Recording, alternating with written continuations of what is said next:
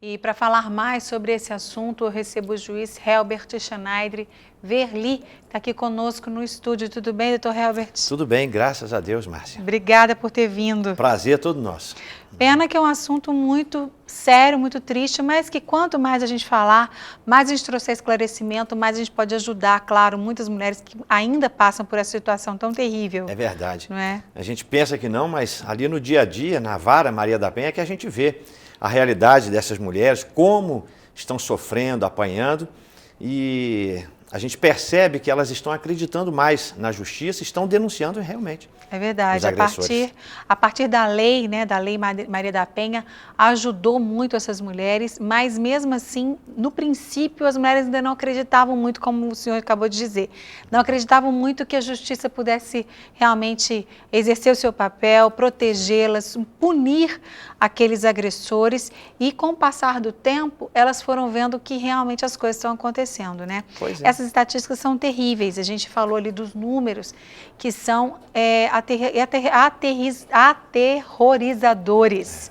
Graças a Deus diminuíram, mas ainda é um número muito alto de mulheres que são agredidas todos os dias, todos os minutos, na verdade, não é, doutor Helbert? Com certeza, isso cada vara, hoje nós temos 3 varas Maria da Penha, em Belo Horizonte, especializada em violência doméstica, e o número que a gente percebe é crescente, porque as mulheres estão confiando mais na justiça, estão denunciando e estão vendo o que está acontecendo com os agressores. Estão sendo punidos, estão sendo condenados, estão respondendo processo com medidas protetivas que são aplicadas logo no início de cada representação das mulheres.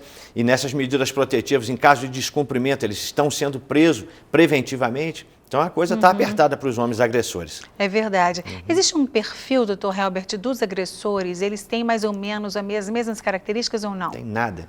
A gente, quando eu comecei nessa vara, eu ficava observando, aí eu pensei, a início, deve ser só pessoal de periferia, ou então sujeito que bebe ou que é drogado, que nada. Só tem que ir lá ver para perceber a realidade da coisa, em todos os níveis da nossa sociedade. Tem homem batendo em mulher. Todas as classes sociais. Todas as classes sociais. E, na verdade, o único perfil que a gente acaba descobrindo que todos eles têm igual são covardes. É a crueldade, a covardia. Covardia. Não importa a classe social, ele traz essa marca. Isso é terrível, muito triste. E as mulheres, eles geralmente agridem a mulher, esses que já têm esse perfil de agressores, de cruéis e covardes, eles agridem a mulher por inúmeros motivos, por qualquer motivo. Por qualquer motivo. Normalmente, quando eu disse que são covardes, primeiro porque chega lá dizendo que, não, doutor, quem me bate é ela que me bate. Não tem nem coragem de assumir. Poucos são os que chegam lá. Igual essa semana mesmo eu fiz uma audiência que o cidadão, eu falei, vai negar. E aí ele falou, não, doutor, realmente cheguei em casa, ela me provocou, perdi a cabeça, peguei um rodo e dei uma paulada na perna dela.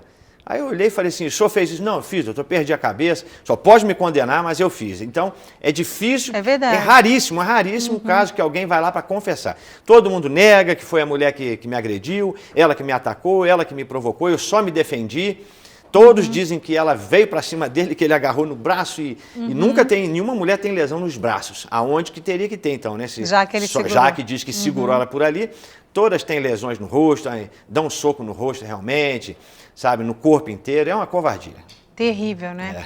E por exemplo, esse caso raro aí desse que confessou, ele parece assim, a gente ouvindo me parece, ou a gente é um pouco romântico, né?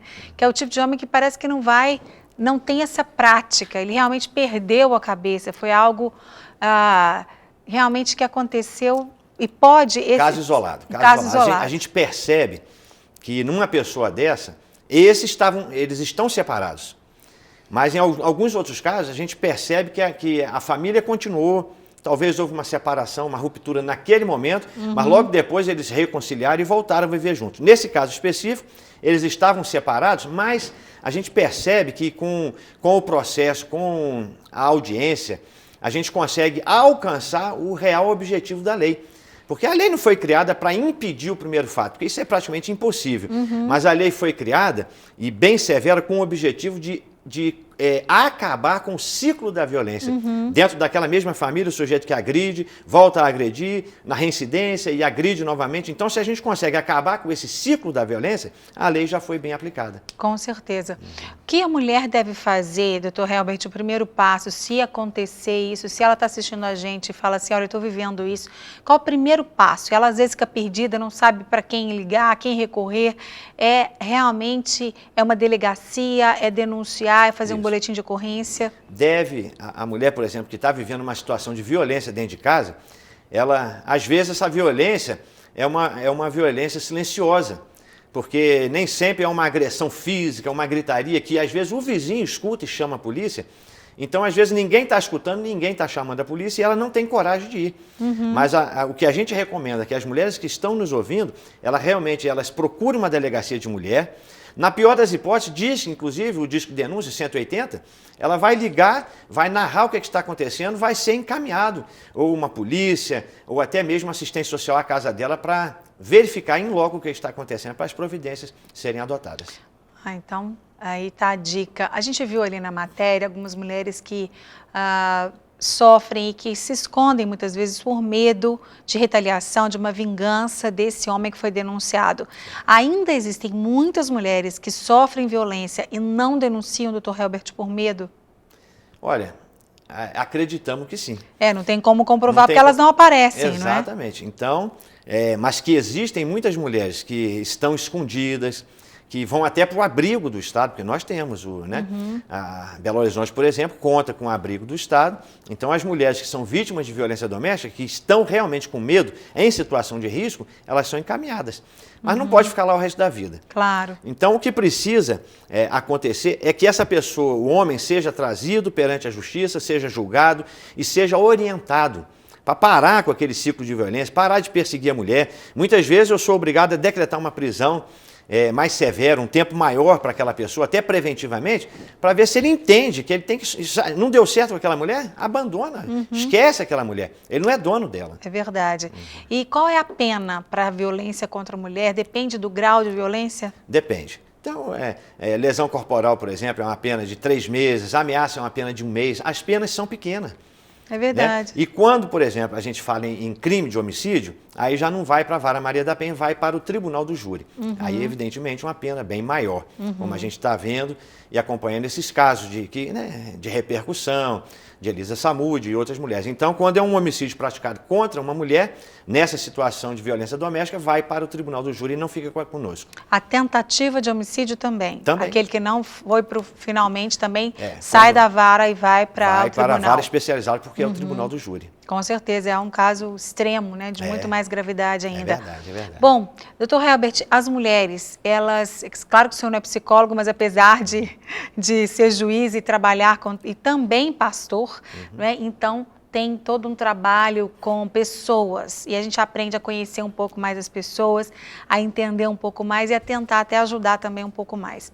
A mulher, ela pode prestar mais atenção quando está namorando, quando está se relacionando com esse homem.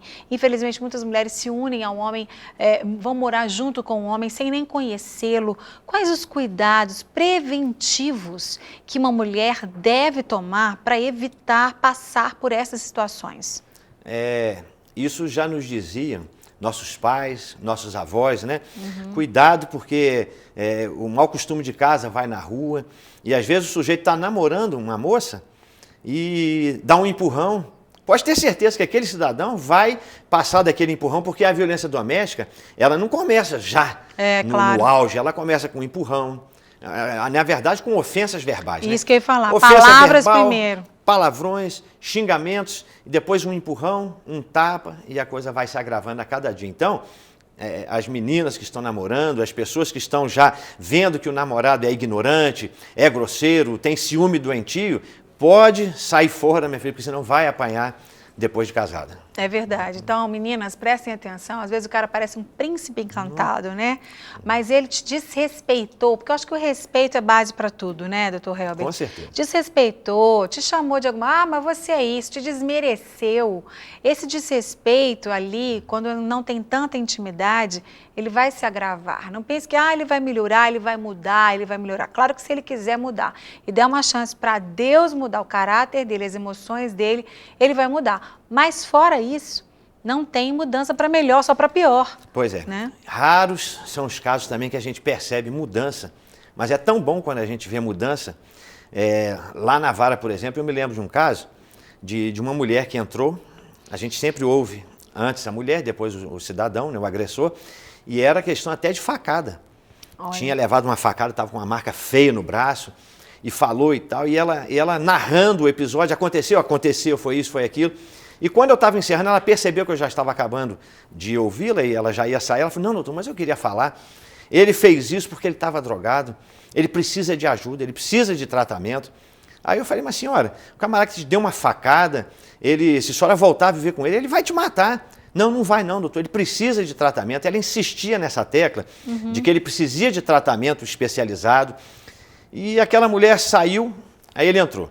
Aí o cidadão entrou e a primeira coisa que eu perguntei, o senhor fez, naqueles raros casos de confissão, o camarada chorou, confessou, disse que estava arrependido e falou, doutor, eu fiz sem saber o que estava fazendo, era problema da droga, eu sou drogado, eu preciso de ajuda.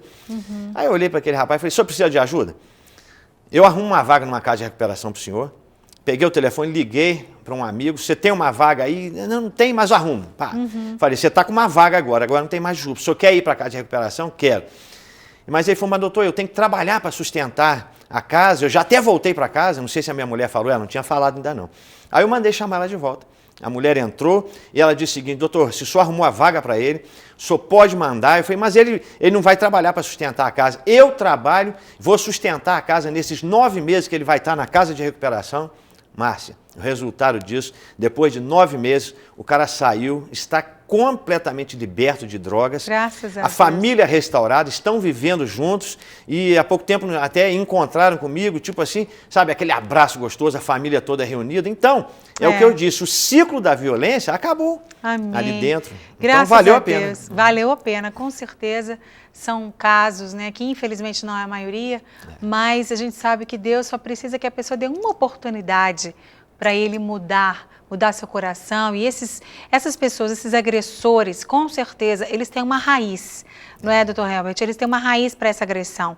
Ou eles tiveram uma infância muito conturbada, eles têm alguma história por trás. Exato, viram, assistiram os pais agredindo as mães. Verdade. Isso a gente percebe lá. Agora, uma coisa terrível, Márcia, que a gente percebe no dia a dia, é o álcool e a droga. Realmente o índice é altíssimo de pessoas, sabe, que estão envolvidas com drogas e alcoolismo em todos os níveis da sociedade, que eu já falei, repito, mas estão ali agredindo as pessoas por causa do maldito vício na bebida e nas drogas. Isso é terrível. Mas, graças a Deus, a gente tem Deus que pode transformar. Você que está assistindo, nunca desista. Deus pode transformar toda a situação e, principalmente, a gente está aqui hoje, o doutor Helbert está aqui, juiz da Vara de Família, Maria da Penha, aliás, e ele está aqui também para lembrar você que se você está sofrendo algum tipo de violência, procure ajuda. Procure ajuda e, principalmente, as mulheres, as moças, previnam-se. Procurem, é melhor ficar sozinha do que viver com uma pessoa que não te respeita, que não te valoriza, que te agride. Uma última pergunta, que o meu tempo já estourou há muito tempo, que pena. Doutor Helbert, é um assunto tão importante, mas minha última pergunta. E eu não posso deixar de falar, não posso deixar de levantar essa questão que é vergonhosa, mas é verdadeira. O senhor é juiz, como eu já disse também, pastor. Muitos agressores são cristãos ou são nominalmente cristãos? Olha, por incrível que pareça, a gente tem percebido que quando se vai fazer o interrogatório, ela pergunta para a gente avaliar, né, a situação social daquela pessoa e a situação de vida daquela pessoa, e muitos são cristãos realmente, se dizem cristãos, na acepção da palavra, seja católico ou evangélico, que se diz cristão, mas muitos deles dizem que sim, conhecem a Bíblia, mas agridem. Infelizmente, agridem. Isso é triste, né? Então, precisamos aprender aí a conhecer a Bíblia e praticá-la nos mínimos detalhes.